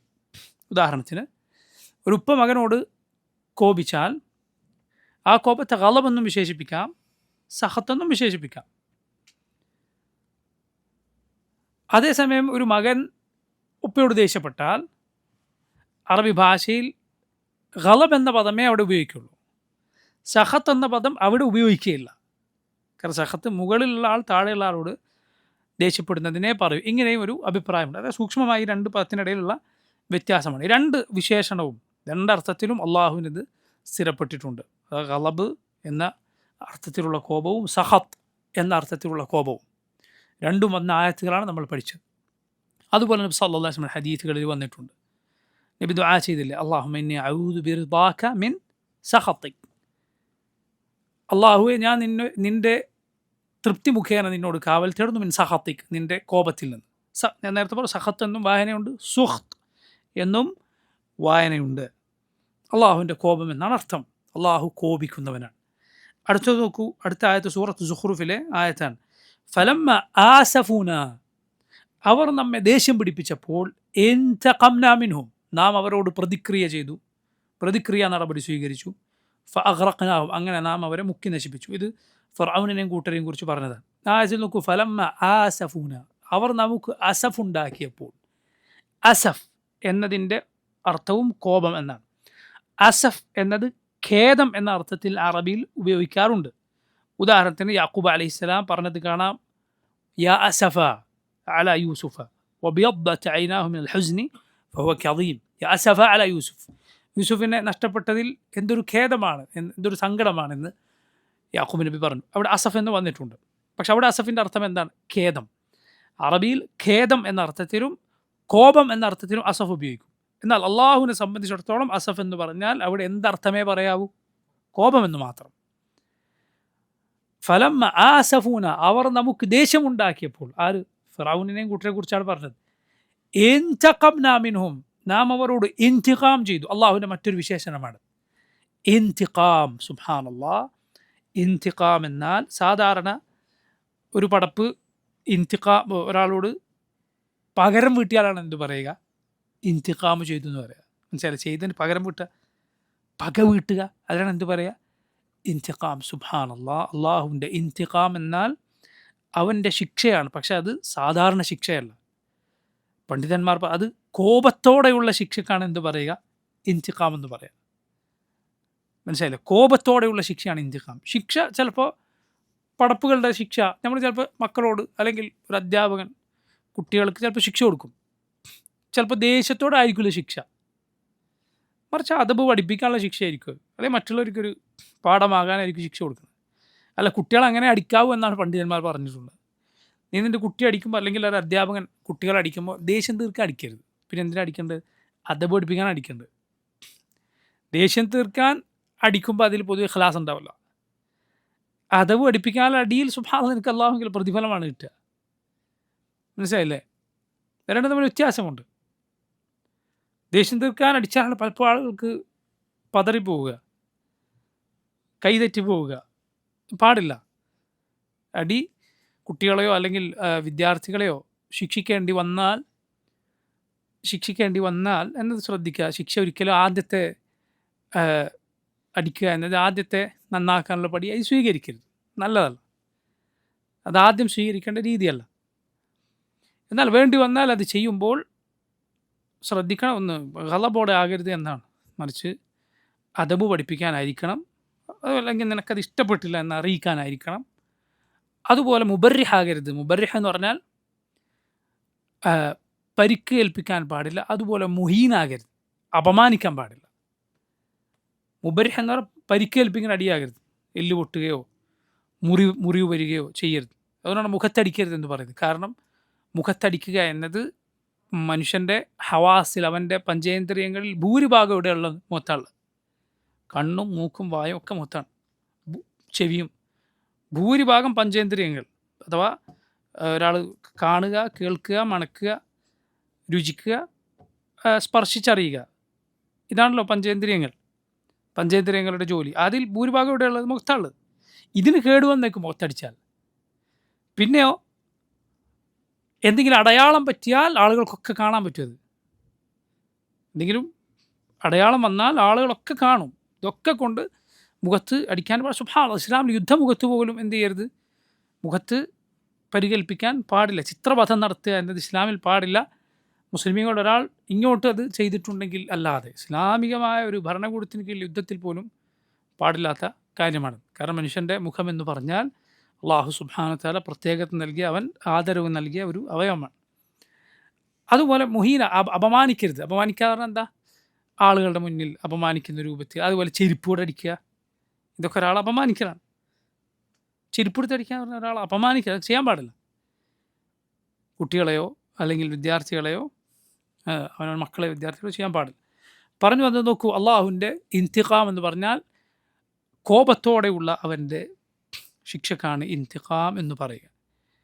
ഇപ്പോൾ നോക്കൂ, അള്ളാഹുവിൻ്റെ കോപം അറിയിക്കുന്ന 3 സിഫത്തുകളാണ് നമ്മൾ പഠിച്ചത്, 3 പദങ്ങളാണ് പഠിച്ചത്. ഒന്ന് ഗളബ്, സഖത്ത്, അതുപോലെ അസഫ്. ഇന്തിഖാം എന്നാൽ ശിക്ഷയാണ്, കോപത്തോടെയുള്ള ശിക്ഷ. കോപം ആയി ബന്ധപ്പെട്ട് 3 സിഫത്തുകളാണ് പഠിച്ചത്. ഗളബ്, സഖത്ത്, അതുപോലെ അസഫ്. ഈ 3 സിഫത്തുകൾ. സുബ്ഹാനല്ലാഹ്. ഈ ആയത്ത് നോക്കൂ, അള്ളാഹു റബ്ബുൽ ആലമീൻ അള്ളാഹുവിനെ അവർ ദേഷ്യം പിടിപ്പിച്ചു, അള്ളാഹു അവരെ ശിക്ഷിച്ചു. യഥാർത്ഥത്തിൽ നിങ്ങൾ ചിന്തിച്ചു നോക്കൂ, ഇവിടെ ഇമാം ഇബ്നുൽ ഖയ്യിം പറഞ്ഞ വളരെ മനോഹരമായ വലിയൊരു ഗുണപാഠമുണ്ട്. എന്താണത്? നേരത്തെ അള്ളാഹു ഇഷ്ടപ്പെടുന്ന പ്രവൃത്തിയിലായിരുന്നോ ഫിർഔനും കൂട്ടരും? അല്ല, അവർ കുഫറിൽ തന്നെയാണ്. പക്ഷേ റബ്ബ് സുബ്ഹാനഹു വ തആല അവരെ ശിക്ഷിച്ചു. ഒരു സമയം അള്ളാഹു അവൻ്റെ റസൂലുകൾ നിയോഗിച്ചു, മൂസ അലൈഹിസ്സലാമിനെ നിയോഗിച്ചു. അവർ മൂസാ നബിയുടെ അങ്ങേയറ്റം ഗുരുതരമായ അഹങ്കാരവും അഹന്തയും കാണിച്ച് തള്ളിക്കളഞ്ഞു. അപ്പോൾ അള്ളാഹു അവരെ ശിക്ഷിച്ചു. സാലിഹ് നബിയുടെ ജനതയെ നോക്കൂ, നേരത്തെ അവർ ഇസ്ലാമിൽ ഈമാനിലായിരുന്നോ? അല്ല, കുഫറിൽ തന്നെയാണ്. പക്ഷേ സാലിഹ് നബിയെ നിയോഗിച്ചു, അവർ സാലിഹ് നബിയെ നിഷേധിച്ചു, ഒട്ടകത്തെ ദൃഷ്ടാന്തമായി കൊടുത്തു, അതിനെ തുടരുതെന്ന് പറഞ്ഞു. പക്ഷേ അതിനറുത്തു, അള്ളാഹു അവരെ ശിക്ഷിച്ചു. എന്ന് പറഞ്ഞാൽ റബ്ബ് സുബ്ഹാനഹു വ തആല അവൻ സമയം നീട്ടിക്കൊടുത്തേക്കും, പക്ഷേ അവൻ പെട്ടെന്ന് പിടികൂടും. ഇതിൽ നമുക്കൊരു പാഠമുണ്ട്. എന്താണ്? നീ ഒരു തിന്മ കുറേ കാലം ചെയ്യുന്നു, എന്നിട്ട് ശിക്ഷ വരുന്നില്ല എന്നത് നിന്നെ വഞ്ചിതനാക്കി കളയും. എപ്പോഴാണ് ശിക്ഷ വരിക എന്ന് പറയാൻ പറ്റില്ല. അല്ലാഹു റബ്ബുൽ ആലമീൻ ഒരു പക്ഷേ കടുത്ത പിടുത്തം, തിരുത്താൻ പറ്റാത്ത സമയത്ത് പിടികൂടിയേക്കും. അതുകൊണ്ട് വേഗം തിരുത്തുകയും വേഗം തിന്മകൾ അവസാനിപ്പിക്കുകയുമാണ് ഒരു മുസ്ലിം ചെയ്യേണ്ടത്. കാരണം അള്ളാഹു കുഫാറുകളൊക്കെ പിടികൂടിയത് ഇങ്ങനെ തന്നെയാണ്. കുറേ കാലം അള്ളാഹു അവരെ വിട്ടേച്ചിട്ടുണ്ട്, എന്നിട്ടാണ് പിടികൂടിയത്. അതിൽ സുബ്ഹാനല്ലാഹ്, അള്ളാഹുവിനെ ധിക്കരിക്കുന്ന ഏതൊരാൾക്കും പാഠമുണ്ട്. യാ അയ്യുഹല്ലദീന ആമനു തൂബു ഇലല്ലാഹി തൗബതൻ നസൂഹ വതൂബു ഇലല്ലാഹി ജമീഅൻ അയ്യുഹൽ മുഅ്മിനൂന ലഅല്ലക്കും തുഫ്ലിഹൂൻ. മുഅ്മിനുകളെ, അള്ളാഹുവിലേക്ക് ഖേദിച്ചു മടങ്ങൂ, നിങ്ങൾക്ക് വിജയിക്കാൻ എന്നെല്ലാം അള്ളാഹു പറഞ്ഞത് വെറുതെ. അള്ളാഹുവിൻ്റെ കോപം സുബ്ഹാനല്ലാഹ് നമ്മൾ പേടിക്കണം. അവൻ്റെ കോപത്തിന് മുന്നിൽ ഒന്നിനും പിടിച്ചു നിൽക്കാൻ സാധ്യമല്ല. മനസ്സിലായില്ലേ? അതുപോലെ അവൻ്റെ കോപത്തെക്കുറിച്ചുള്ള നമ്മുടെ വിശ്വാസമാണ് അവൻ ഉദ്ദേശിക്കുമ്പോൾ അവൻ ഉദ്ദേശിക്കുന്നവരോട് കോപിക്കും. ഇത് ശ്രദ്ധിക്കുക. പിഴച്ച കക്ഷികൾ പറഞ്ഞു അള്ളാഹുവിൻ്റെ കോപം എന്നാൽ അത് സിഫത്തുൻ ഖദീമ, അള്ളാഹുവിൻ്റെ പഴയ ഒരു വിശേഷണമാണ്, മുമ്പേ ഉള്ള വിശേഷണം എന്ന് പറഞ്ഞാൽ അവൻ്റെ ഉദ്ദേശവുമായി അതിന് ബന്ധമില്ല. ഉദ്ദേശിക്കുമ്പോൾ അവൻ ഉദ്ദേശിക്കുന്നവരോട് കോപിക്കുക അത് പറ്റില്ല. അവരുടെ ഞൊണ്ടിന്യായമാണ്, മനുഷ്യൻ്റെ ഫിത്രത്തിന് യോജിക്കാത്തവരുടെ വിശ്വാസം. എന്തുകൊണ്ടാണ് അവർ നേരത്തെ സിഫത്തുകൾ നിഷേധിക്കാനൊക്കെ പറഞ്ഞ ന്യായം തന്നെ? കോപിക്കുമെന്ന് പറഞ്ഞാൽ അത് പടപ്പുകളെ ആയിപ്പോയി, കാരണം പടപ്പുകളെപ്പോലെ അവനായിപ്പോകും. കോപം എന്ന് പറഞ്ഞാൽ അത് കൽബിലെ ചോര തിളക്കലാണ്. അപ്പോൾ ഇതൊക്കെ അള്ളാഹുവിനുണ്ട് എന്ന് പറയേണ്ടി വരും അവൻ കോപിച്ചു എന്ന് പറഞ്ഞാൽ. സുബ്ഹാനല്ലാഹ്, കോപം എന്ന് പറഞ്ഞാൽ കൽബിലെ ചോര തിളക്കലല്ല, മറിച്ച് കോപത്തിൻ്റെ ഫലമാണ് ചോര തിളക്കുക എന്നുള്ളത്. കോപത്തിൻ്റെ ഫലമാണ് രക്തത്തിളപ്പ്. കോപം എന്ന് പറഞ്ഞാൽ നിങ്ങളത് പടപ്പുകളെ, മനുഷ്യൻ്റെ കോപം അത് ആദ്യം മനസ്സിൽ കൊണ്ടുവന്ന് അത് അള്ളാഹുവിനെ കുറിച്ച് ചിന്തിക്കുന്നത് കൊണ്ടാണ്. അള്ളാഹുവിൻ്റെ കോപം എന്ന് പറഞ്ഞാൽ അവൻ യോജിച്ച, അവൻ്റെ മഹത്വത്തിന് യോജിച്ച അവൻ്റെ കോപം, അങ്ങനെ വിശ്വസിക്കണം. അതുപോലെ അള്ളാഹു ഉദ്ദേശിക്കുമ്പോൾ അതിന് യോജിച്ച പ്രവർത്തനം കാണുമ്പോൾ അള്ളാഹു കോപിക്കും. പിഴച്ച കക്ഷികളുടെ വിശ്വാസം എന്താണെന്ന് അറിയുമ്പോൾ നിങ്ങൾക്ക് ശ്രദ്ധിക്കുക. അവർ പറയുകയാണ്, ഒരാൾ മുസ്ലിമായി ജീവിക്കുന്നു, നന്മകൾ ചെയ്ത് ജീവിക്കുന്നു, അവനോടും അള്ളാഹു അപ്പോഴും കോപിക്കും. എങ്ങനെ? അവൻ പിന്നീട് തിന്മകൾ ചെയ്ത് മോശക്കാരനായിട്ടാണ് മരിക്കുന്നത് എന്ന് അള്ളാഹുവിന് നേരത്തെ അറിയുന്നത് കൊണ്ട് നന്മകൾ ചെയ്യുമ്പോഴും അള്ളാഹു അവനോട് കോപിച്ചിരിക്കും. ഇതാണ് പിഴച്ച കക്ഷികളുടെ വിശ്വാസം. അഹ്ലുസുന്നത്തിൻ്റെ വിശ്വാസം അങ്ങനെയല്ല. നന്മകൾ ചെയ്യവേ, നല്ലത് ചെയ്തുകൊണ്ടിരിക്കെ അള്ളാഹു ഒരുവനോട് കോപിക്കുകയില്ല, മറിച്ച് അവൻ്റെ സ്ഥിതി മാറ്റിയാലാണ് അള്ളാഹു അവനോട് കോപിക്കുക. മനസ്സിലായില്ല? ആ കോപം ഉണ്ടാകേണ്ട സന്ദർഭത്തിലാണ് അവൻ്റെ കോപം ഉണ്ടാവുക, അവരോടാണ് അള്ളാഹു കോപിക്കുക. അതുകൊണ്ടാണ് അന്ത്യനാളിനെ കുറിച്ച് നബി സല്ലല്ലാഹു അലൈഹി വസല്ലം പറഞ്ഞത്, നബിമാർ പറയും, ഇതാ എൻ്റെ റബ്ബിന്നൊരു കോപം കോപിച്ചിരിക്കുന്നു, ഇതിനു മുമ്പ് അവനിങ്ങനെ കോപിച്ചിട്ടില്ല, ഇതിന് ശേഷം അവനിങ്ങനെ കോപിക്കുകയുമില്ല. അതിനെന്ത് മനസ്സിലാക്കാം? അള്ളാഹുവിൻ്റെ കോപം എപ്പോഴും ഒരുപോലെയല്ല, മറിച്ച് അവൻ്റെ ഉദ്ദേശത്തിനനുസരിച്ച് അവൻ ചിലരോട് കോപിക്കും, അവരുടെ പ്രവർത്തനങ്ങൾ കാരണത്താൽ. അവന് കോപമുണ്ടാക്കുന്ന കാര്യങ്ങൾ അവർ ചെയ്താൽ, ഫറഔനിൻ്റെ കൂട്ടരെയും കുറിച്ച് പറഞ്ഞ ആയത്ത് നോക്കൂ നിങ്ങൾ, ഫലമ്മ ആസഫൂന ഇൻതഖംനാ മിൻഹും, അവർ നമുക്ക് കോപമുണ്ടാക്കിയപ്പോൾ നാം അവരെ ശിക്ഷിച്ചു. കോപത്തോടെയുള്ള ശിക്ഷ. ഈ വിശ്വാസം നമ്മുടെ വിശ്വാസത്തിൽ വളരെ പ്രധാനപ്പെട്ടതാണ്. പിഴച്ച കക്ഷികളുടെ വിശ്വാസം നമ്മൾ വേർതിരിച്ച് മനസ്സിലാക്കണം. ഖുർആനിൻ്റെയും സുന്നത്തിൻ്റെയും അടിസ്ഥാനത്തിൽ അള്ളാഹുവിനെയും അവൻ്റെ സിഫത്തുകളെയും നമ്മൾ മനസ്സിലാക്കണം.